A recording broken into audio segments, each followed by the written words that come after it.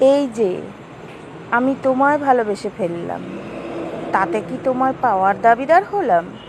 হয়তো না। হয়তো কেন?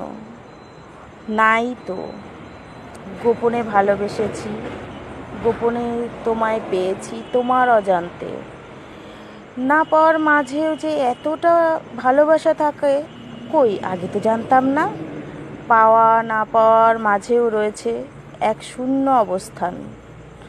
ভালোবাসি, ভালোবাসি সেই শূন্যতাকে, যেখানে নেই কোনো ইচ্ছে, নেই কোনো দাবি, নেই কোনো প্রতিদ্বন্দ্বিতা, নেই তোমাকে হারিয়ে ফেলার ভয়। আছে শুধুই শান্তি, পরম ভালোবাসার অদ্ভুত শান্তি।